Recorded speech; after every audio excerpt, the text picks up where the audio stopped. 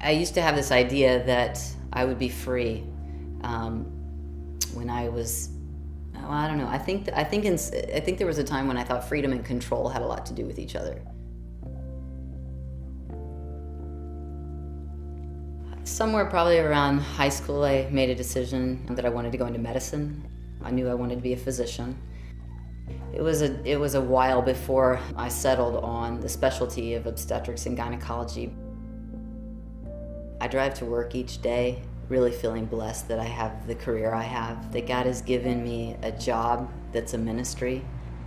I feel like I've got the best job in the world. Morning.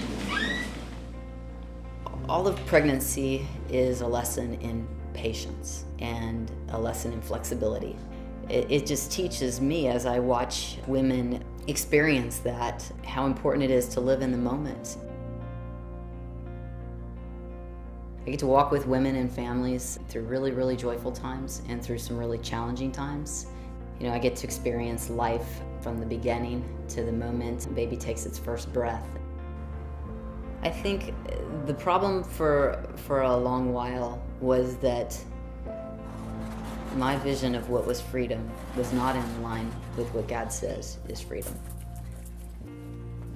I mean, I had a real turning point at 37. It's about 3 years ago. I'd been in Austin for 7 years, been in practice as an OB-GYN for 7 years. I had accomplished everything I set out to accomplish. I had a successful career, I was out of debt, and I just hit a point where I realized that I had all this, and I was not in the content place I imagined that I'd be.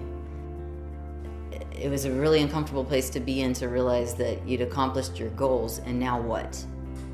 You know, now what's next?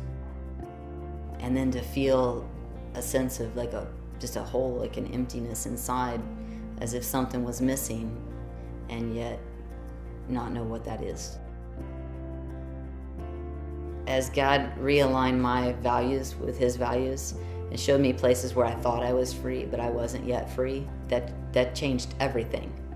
Because suddenly there were some areas where I had to take some steps of surrender, imagining that those were going to lead to more restriction and less freedom, only to find the opposite was true.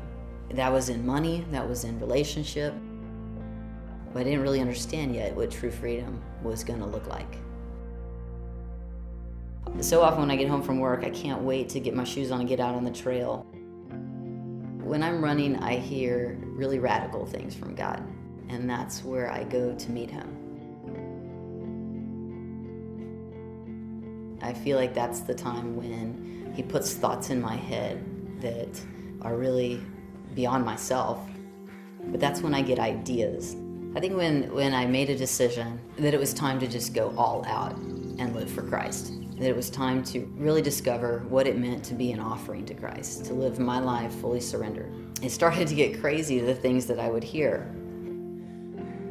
The biggest and most radical thing I've ever heard was, your relationship and your faith are not compatible, and it's time to do something about that. I mean, that was my big breakthrough, was '07. You know, God moved me out of a relationship, convinced me and convicted me that that was not honoring to Him, and it was time to lay that down. The second most frightening thing I've ever heard God say had to do with my finances. You can't go and look at another culture and not do this compare and contrast of like, this is what they have, this is how they live, this is what I have, and this is how I live. There are times when I would just sit in that and it would just break me. And I just realized that it's only by God's grace that I have anything more than they have. It's not because I'm entitled to it or I deserve it. And even if I say, well, yeah, but I earned it or I worked for it, then I would hear in the other ear, but I gave you the ability. I gave you the opportunity. I gave you the talent. I gave you the funding. I gave you the resource. I gave you the education. It's like, what do you have that I haven't given you? I was on a run, and I just in a conversation with Him, just thinking about how might I change in response to what I had just seen, what I had just experienced. I'm just running, and I hear God say, I want you to work like a doctor, and I want you to live like a nurse. So I started thinking, well, sure, I could live on half my salary. And then I started thinking, well, I could live on a quarter of my salary.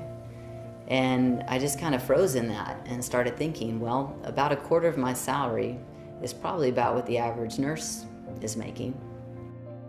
I basically just took my salary and I just sectioned it off, and I said, well, this is what a nurse would make, and then the remaining 3/4 is his. And I felt like God said, that's right, that's what you share.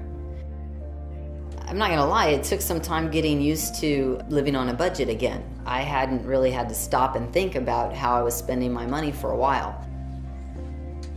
I don't feel like God is only asking me to spend and live within my means, but I think He's also talking to me about how I save. I mean, I've been saving for retirement pretty generously and investing a lot of money.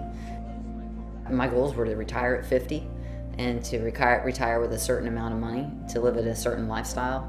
You know, I lost 6 figures in an investment, and at that point I felt like, you know, I was telling you, that's when I had a lot of peace. And I had a lot of peace because I felt like God was saying, why are you saving so much money? I felt like God wanted me to save to a lesser degree as well, and to be much more generous with my money by sharing it now. When I have a choice about whether to save or whether to share, and I get to bless somebody, often behind the scenes, and see the way that it's impacted their life, and the reality is, it feels right. It's very satisfying.